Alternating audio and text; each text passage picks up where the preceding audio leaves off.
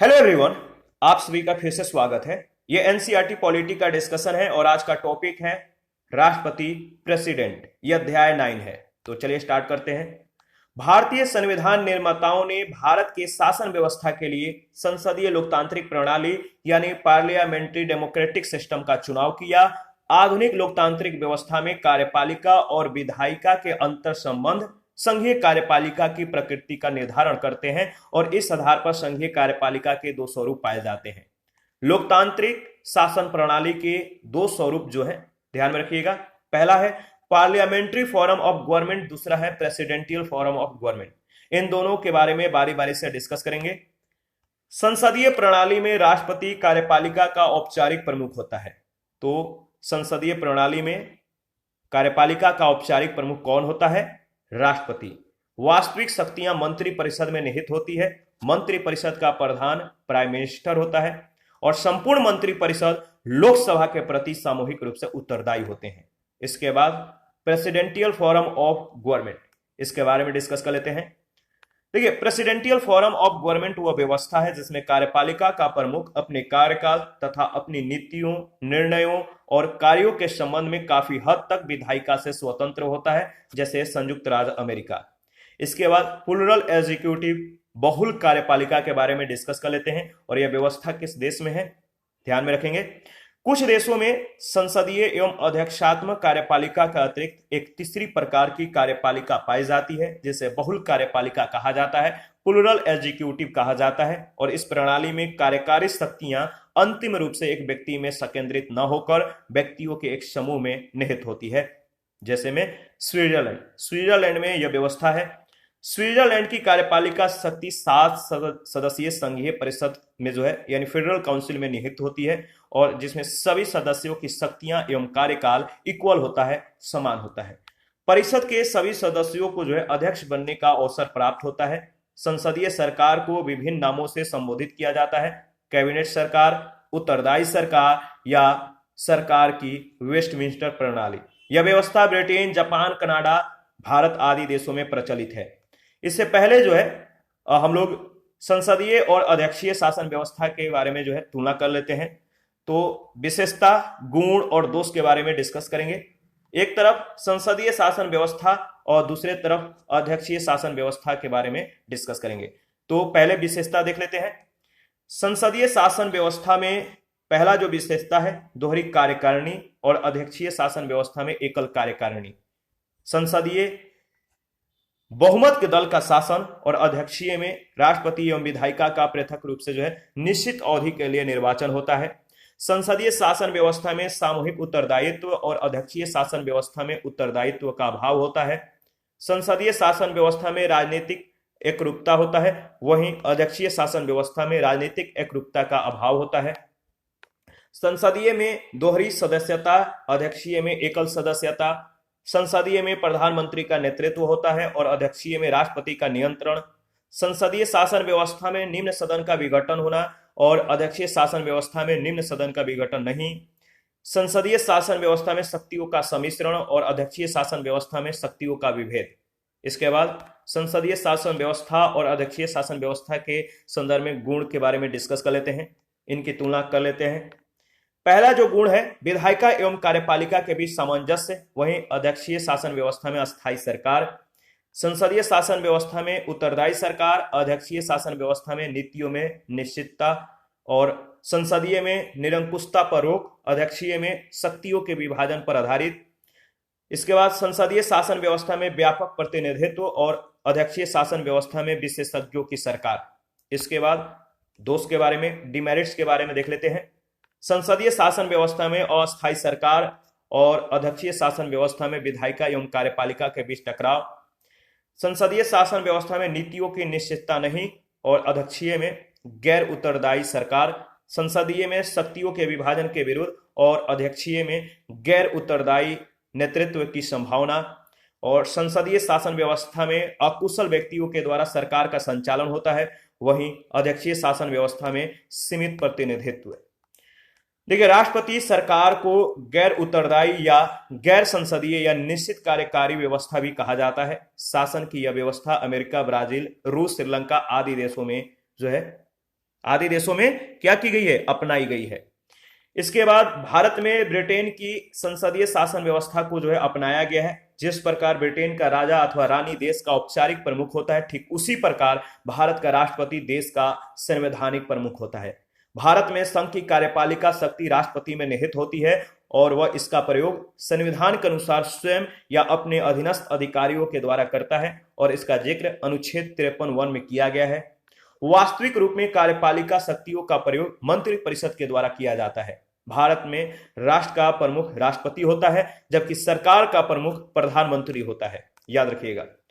Doctor Ambedkar के अनुसार अगर बात करें तो भारत के राष्ट्रपति की संवैधानिक स्थिति ब्रिटेन के सम्राट के समान है, किंतु दोनों में एक मूलभूत अंतर है। ब्रिटिश सम्राट का पद वंशानुगत होता है, वहीं भारत का राष्ट्रपति संवैधानिक रूप से निर्वाचित होता है और इस प्रकार भारत में एक साथ संसदीय लोकतंत्र और गणराज्य दोनों की स्थापना की गई है।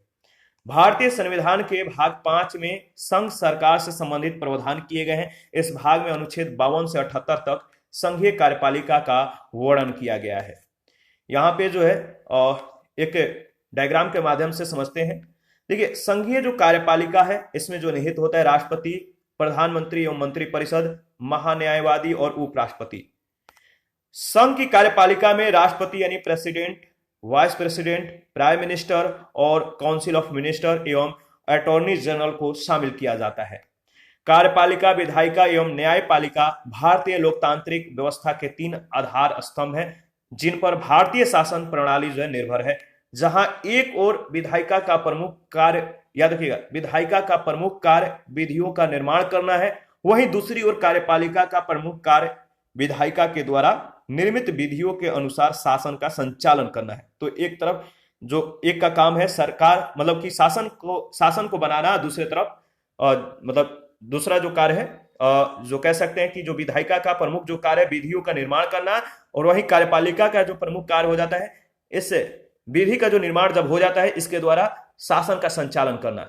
तीसरे महत्वपूर्ण स्तंभ के रूप में न्यायपालिका विधायिका के द्वारा निर्मित विधियों पर विवाद उत्पन्न होने पर समाधान प्रस्तुत करती है एवं न्याय प्रदान करती है, याद रखिएगा।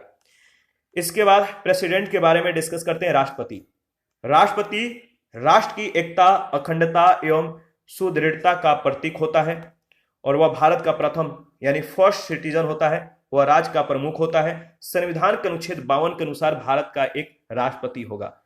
अनुच्छेद 52 में होगा शब्द जो है लिखा गया है। होगा शब्द के लिए शैल बी का प्रयोग किया गया जिसका अर्थ होता है भारत का राष्ट्रपति अपने पद पर सदैव विद्यमान होगा। यह पद न तो कभी रिक्त रखा जा सकता है और न इसे कभी समाप्त किया जा सकता है, तो इसलिए शैल बी का प्रयोग किया गया है। शब्द पे जो है आप विशेष ध्यान दीजिएगा।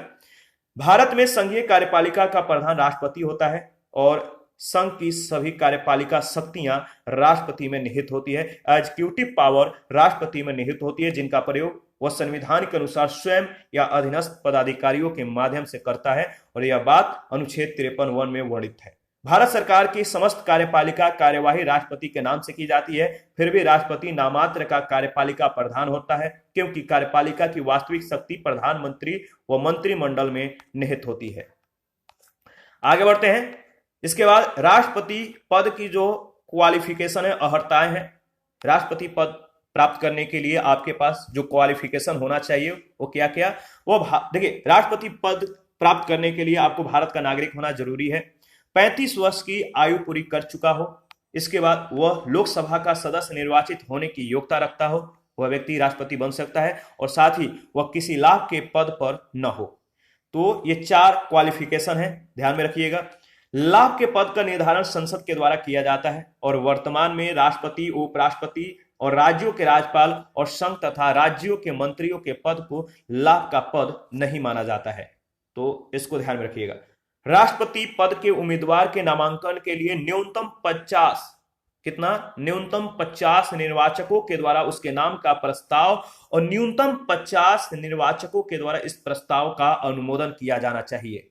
राष्ट्रपति पद के उम्मीदवार के नामांकन के लिए कम से कम 50 निर्वाचक और 50 इन निर्वाचकों के द्वारा जो है प्रस्ताव का अनुमोदन किया जाना जरूरी है। 1997 से पूर्व प्रस्तावकों और अनुमोदकों की जो न्यूनतम संख्या थी वो 10-10 निर्धारित की गई थी, 10 थी, अब 50 है।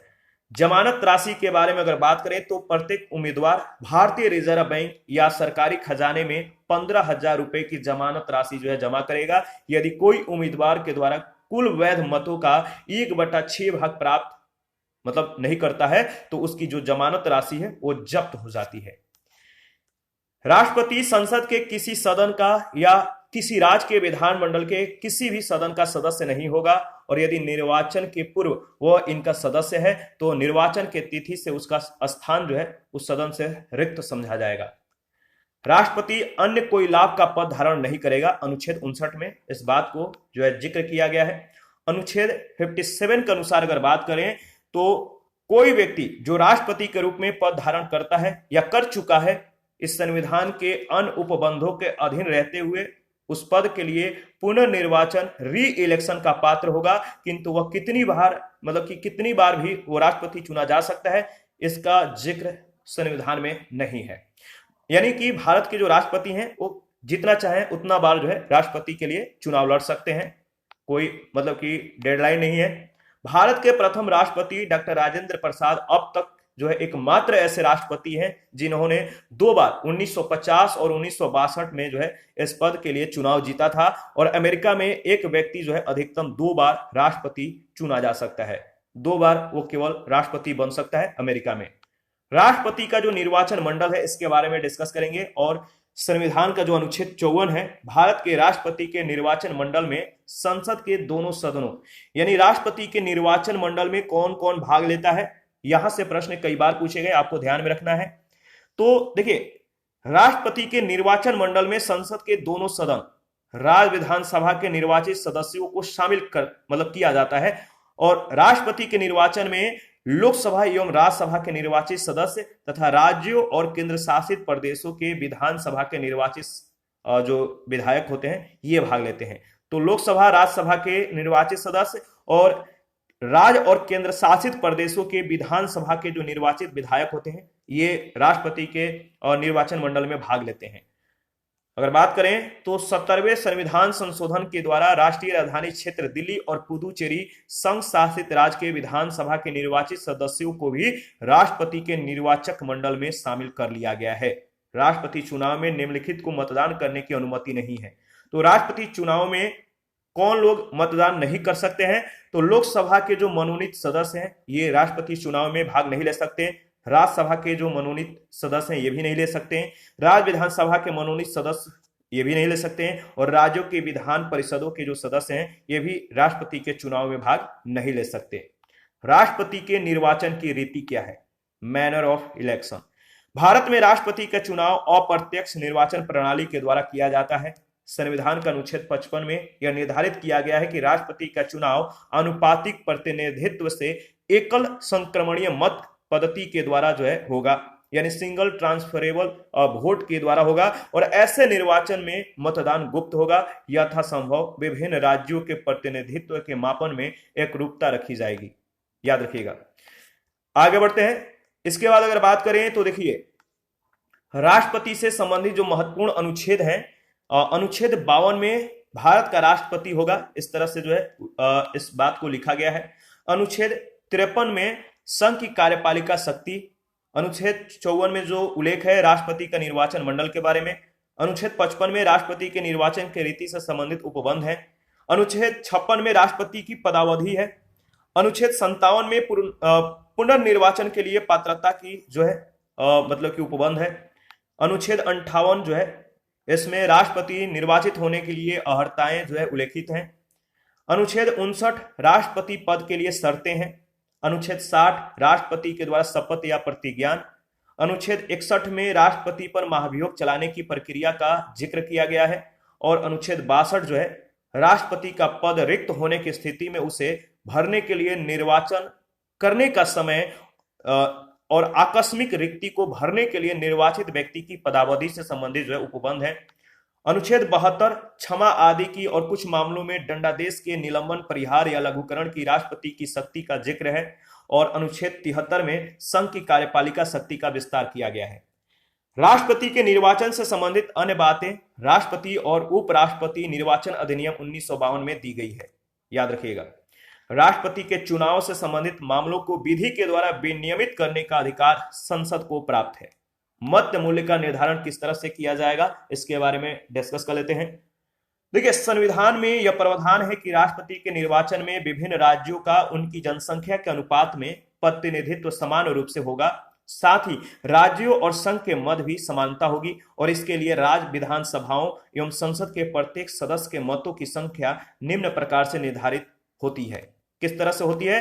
तो प्रत्येक विधानसभा के निर्वाचित सदस्यों के मतों का जो मूल्य है उस राज्य की कुल जनसंख्या को उस राज्य की विधानसभा के निर्वाचित सदस्यों तथा 1000 के गुणनफल से प्राप्त संख्या के द्वारा भाग देने पर प्राप्त होती है। यानी किस तरह से इसका मूल्यांकन किया जाएगा? तो एक विधायक के जो मत का मूल्य है वो किस तरह से निकाला जाएगा? तो एक विधायक के मत का मूल्य, देखिए, राज्य की कुल जनसंख्या बटा में राज्य विधानसभा के निर्वाचित कुल सदस्य भाग दे दिया जाएगा।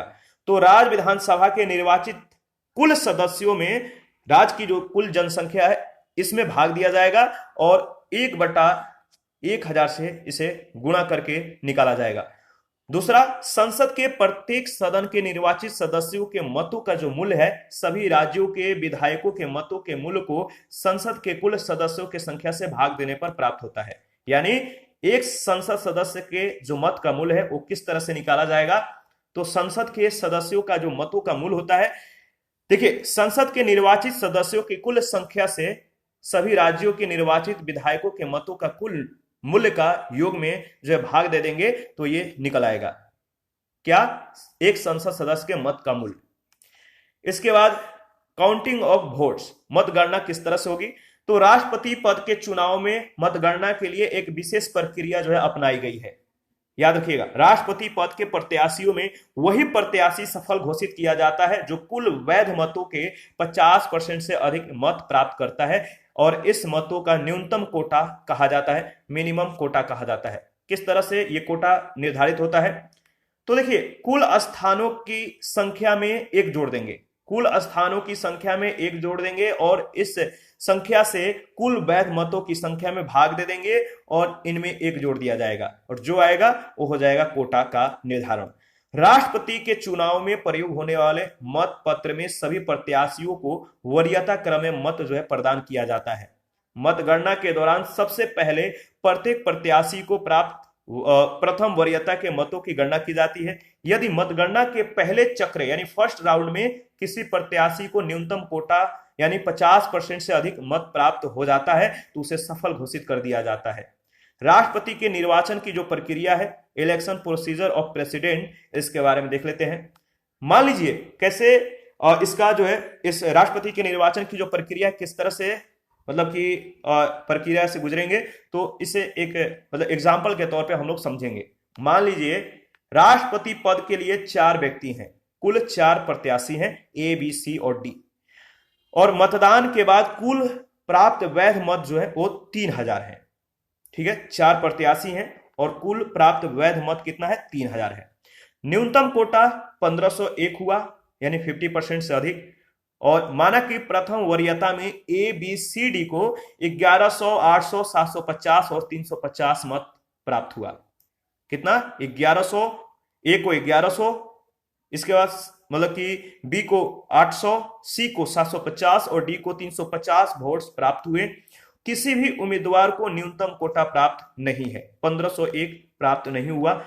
अब क्या करेंगे? सबसे कम मत जिन्हें 350 मत प्राप्त हुआ यानी डी को 350 मत प्राप्त हुआ है, इस मत वाले प्रत्याशी को डी को जो है इस निर्वाचन प्रक्रिया से बाहर करके उसके जो 350 मत हैं यानी वोट्स हैं, इस वोट को द्वितीय वरीयता के मतों की गणना जो है की जाएगी इन मत पत्रों में, और डी के 350 मत पत्रों में द्वितीय वरीयता के रूप में ए को 70, बी को 130, सी को 150 मत प्राप्त हुए और इसे प्रथम वरीयता के मतों में जोड़ने पर ए बी सी को 1170, 930 और 900 जो है मत हो जाते हैं, वोट्स हो जाते हैं, परंतु अभी भी किसी प्रत्याशी को न्यूनतम कोटा प्राप्त नहीं हुआ। यानी क्या करेंगे? ए बी सी डी में देखेंगे कि किसने मतलब न्यूनतम कोटा का जो है प्रक्रिया पूरा किया है, यानी 50% से अधिक मत किसको मिले हैं। अगर नहीं मिलता है तो सबसे कम वरीयता वाले जो प्रत्याशी हैं इनको हटाएंगे और इनके मतों को तीनों में बांट देंगे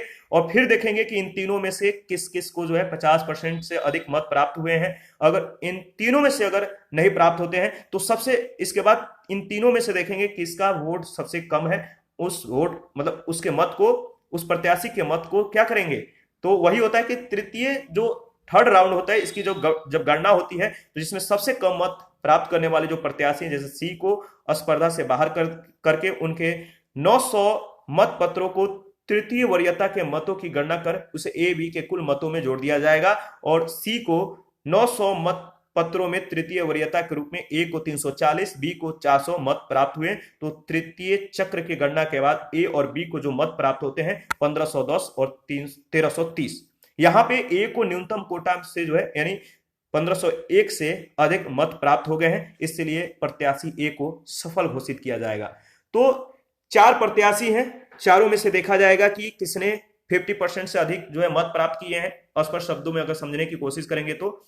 इसके बाद देखेंगे अगर फर्स्ट राउंड में ये कोटा पूरा नहीं होता है तो दूसरा राउंड देखेंगे। दूसरे राउंड में सबसे कम मत प्राप्त करने वाले प्रत्याशी को हटा के उनके मतों को डिवाइड कर देंगे सब में, और फिर जो दूसरे राउंड में भी अगर कोटा पूरा नहीं होता है तो थर्ड राउंड देखेंगे। थर्ड राउंड में जो प्रत्याशी बचते हैं, जैसे 3 बचते हैं, तो इन तीनों में से देखेंगे कौन मतलब कि कम मत प्राप्त किया हुआ है, तो उस प्रत्याशी को जो है उसको उसके मत को मतलब उस प्रत्याशी को रिमूव करके उसके मत को दोनों में बांट देंगे और फिर देखेंगे कि किसको जो है 50% से अधिक मत प्राप्त हुए हैं, और जिनको प्राप्त हो जाते हैं वो प्रत्याशी सफल घोषित हो जाते हैं। तो इस तरह से इसका जो है प्रोसीजर है। इसके बाद अगर बात करें तो देखिए, यदि किसी प्रत्याशी को यह न्यूनतम कोटा प्राप्त नहीं होता है तो प्रथम वरीयता के सबसे कम मत प्राप्त करने वाले प्रत्याशी को बाहर कर दिया जाता है और उसके प्रथम वरीयता वाले पर जो मत पत्र होते हैं, जो वोट्स होते हैं, मत पत्रों में अंकित द्वितीय वरीयता के मतों को अन्य प्रत्याशियों के प्रथम वरीयता के मतों में जोड़ दिया जाता है और इसके बाद द्वितीय चक्र की गणना की जाती है। यदि द्वितीय चक्र की मतगणना के बाद भी किसी प्रत्याशी को न्यूनतम कोटा प्राप्त नहीं होता है तो वह प्रक्रिया तब तक जारी रहती है जब तक किसी एक प्रत्याशी को न्यूनतम कोटा प्राप्त न हो जाए। इसके बाद टर्म ऑफ ऑफिस यानी राष्ट्रपति का जो कार्यकाल है इसके बारे में डिस्कस कर लेते हैं। अनुच्छेद 56 के अनुसार राष्ट्रपति का कार्यकाल पद ग्रहण करने के तिथि से 5 वर्ष तक पद धारण करेगा, परंतु राष्ट्रपति उपराष्ट्रपति को संबोधित अपने हस्ताक्षर सहित, मतलब जो राष्ट्रपति है उपराष्ट्रपति को संबोधित अपने हस्ताक्षर सहित लेख के द्वारा अपना पद त्याग सकेगा। राष्ट्रपति जब उपराष्ट्रपति को अपना त्याग पत्र देता है तब उपराष्ट्रपति तत्काल इसी सूचना, जब राष्ट्रपति उपराष्ट्रपति को अपना त्याग पत्र देता है तब उपराष्ट्रपति तत्काल इसकी सूचना लोकसभा के अध्यक्ष को देता है। तो याद रखिएगा, राष्ट्रपति त्याग पत्र है किसको देगा, उपराष्ट्रपति को, और उपराष्ट्रपति क्या करेगा, इसकी तत्काल सूचना लोकसभा अध्यक्ष को देता है। राष्ट्रपति को संविधान का अतिक्रमण करने पर अनुच्छेद 61 में उपबंधित महाभियोग की प्रक्रिया के द्वारा हटाया भी जा सकता है और राष्ट्रपति अपने पद की अवधि समाप्त हो जाने पर भी तब तक पद धारण करता रहेगा जब तक कि उसका उत्तराधिकारी अपना पद ग्रहण न कर ले। यदि राष्ट्रपति का पद उसके मृत्यु, त्यागपत्र या महाभियोग या किन्हीं अन्य कारणों से रिक्त हो तो उपराष्ट्रपति राष्ट्रपति के निर्वाचित होने तक कार्यवाहक राष्ट्रपति के रूप में कार्य करेगा। यदि उपराष्ट्रपति का पद रिक्त है तो भारत का मुख्य न्यायाधीश, यदि यह भी पद रिक्त है तो उच्चतम न्यायालय का वरिष्ठतम न्यायाधीश कार्यवाहक राष्ट्रपति के रूप में कार्य करेगा। यानी राष्ट्रपति नहीं है तो उपराष्ट्रपति, उपराष्ट्रपति नहीं है तो उच्चतम न्यायालय के मुख्य न्यायाधीश, अगर ये भी नहीं है तो उच्चतम न्यायालय का वरिष्ठ न्यायाधीश जो है कार्यवाहक राष्ट्रपति के रूप में कार्य संभालेंगे। पद रिक्त होने के तिथि से 6 माह के भीतर राष्ट्रपति का चुनाव कराया जाना आवश्यक है।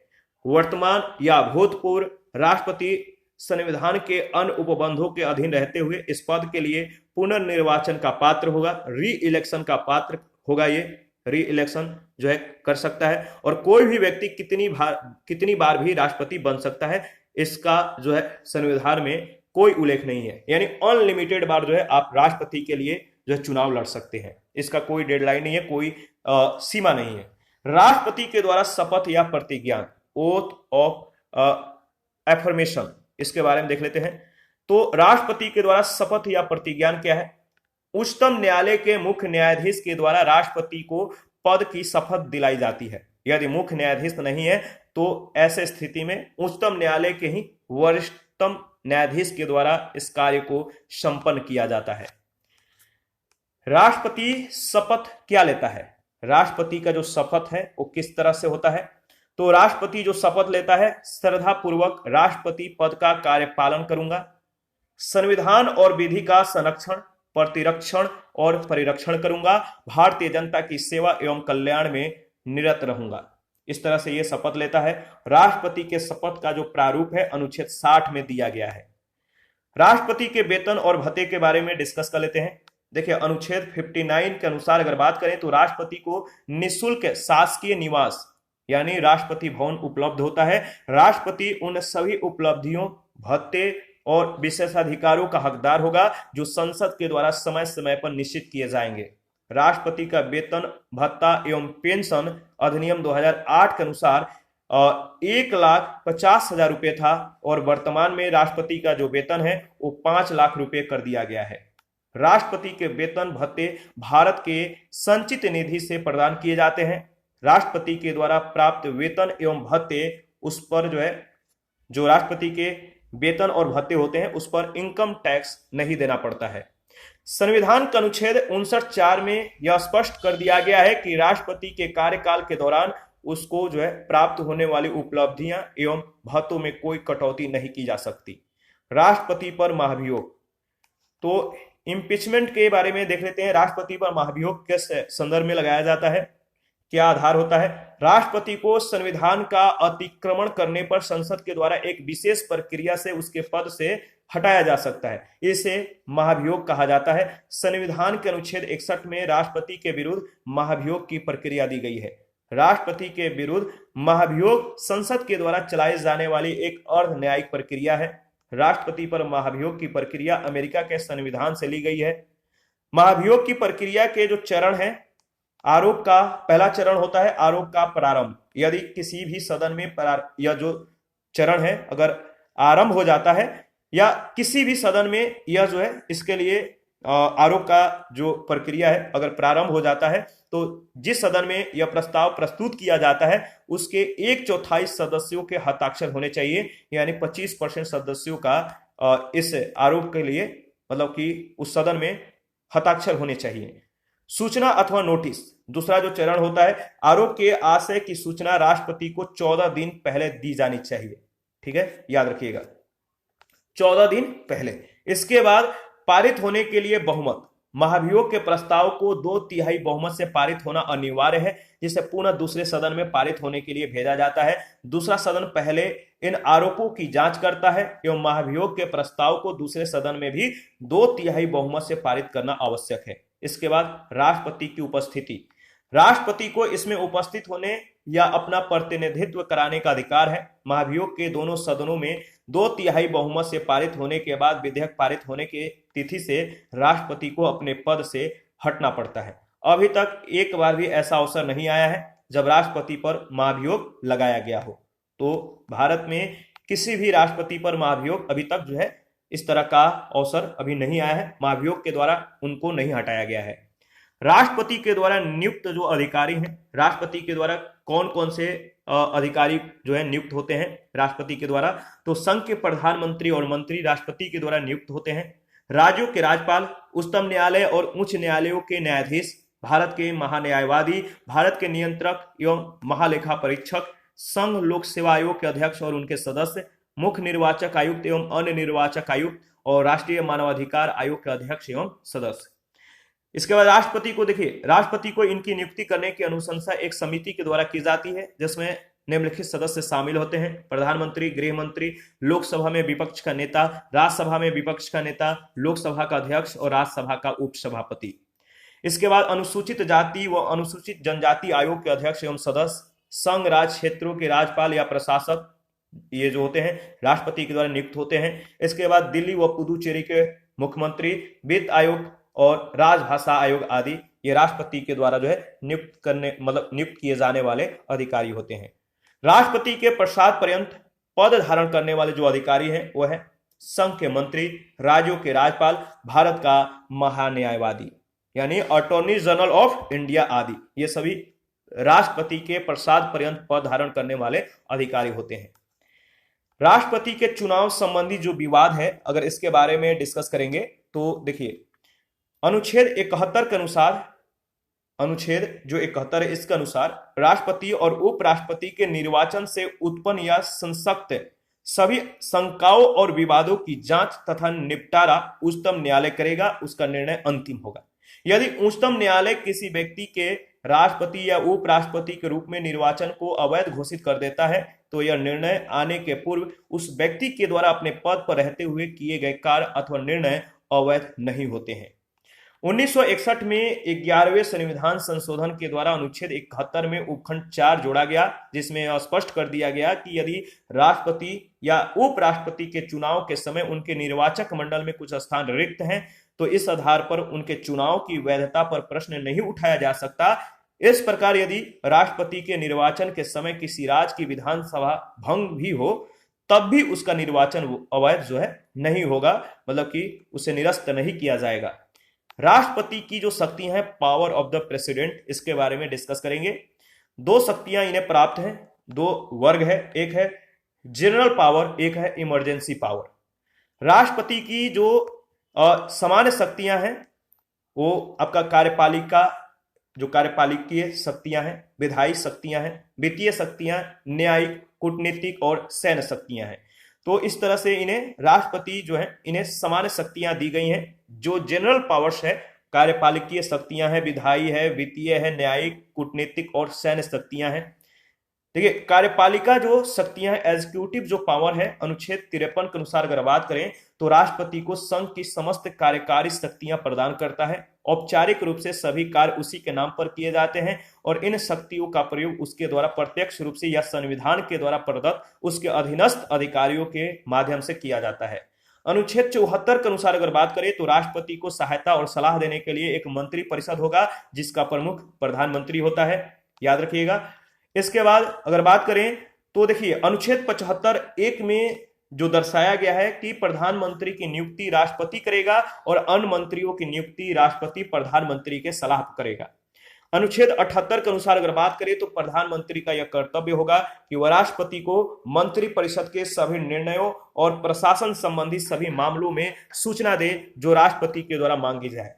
वह अनुसूचित जातियों, अनुसूचित जनजातियों और अन्य पिछड़ा वर्ग के स्थितियों के जांच के लिए एक आयोग नियुक्त कर सकता है।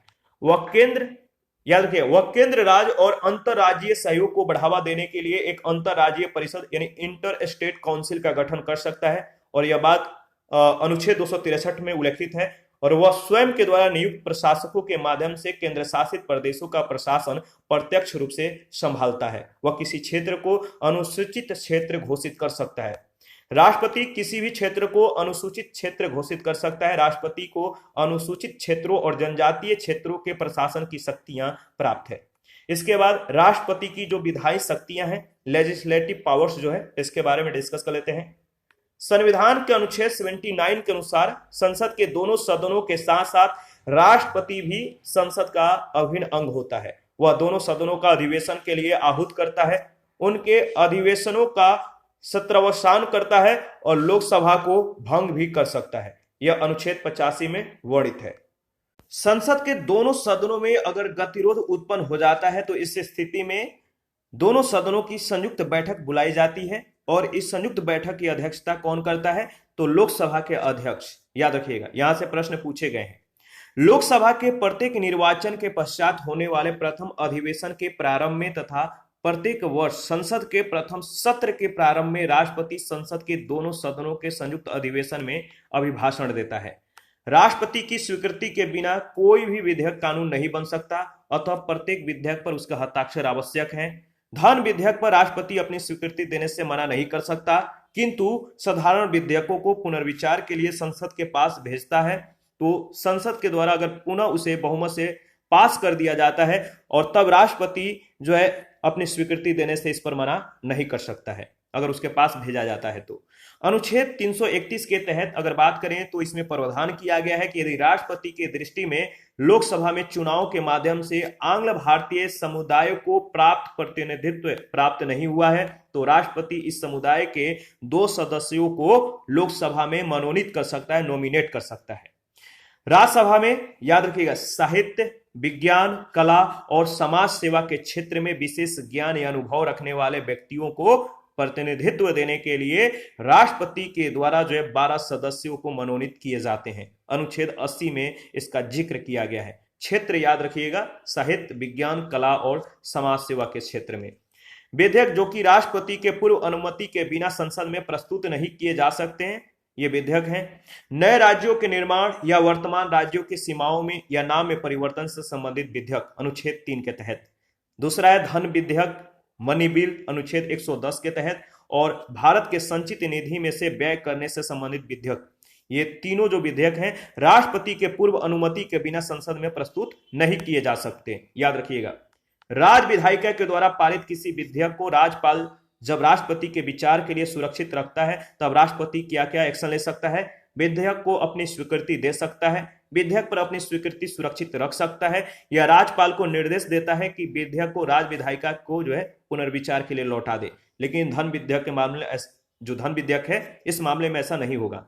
यदि राज्य विधायिका का जो विधेयक है इसको पुनर्विचार के बाद पुनः पारित करके राष्ट्रपति के सहमति के लिए भेजा जाता है तो भी राष्ट्रपति स्वीकृति देने के लिए बाध्य नहीं है। इसके बाद veto powers of the president, राष्ट्रपति की जो वीटो शक्तियां हैं इसके बारे में नेक्स्ट सेशन में हम लोग डिस्कस करेंगे। आप अपना प्रतिक्रिया देते रहिए, आपके प्रतिक्रियाओं का हमें बेसब्री से इंतजार रहता है। और जिन लोगों ने Telegram channel, Telegram quiz group, Facebook page, Instagram को ज्वाइन नहीं किया है, वीडियो का डिस्क्रिप्शन बॉक्स में उसका लिंक है, आप ज्वाइन कर सकते हैं। थैंक यू, मिलते हैं नेक्स्ट सेशन में।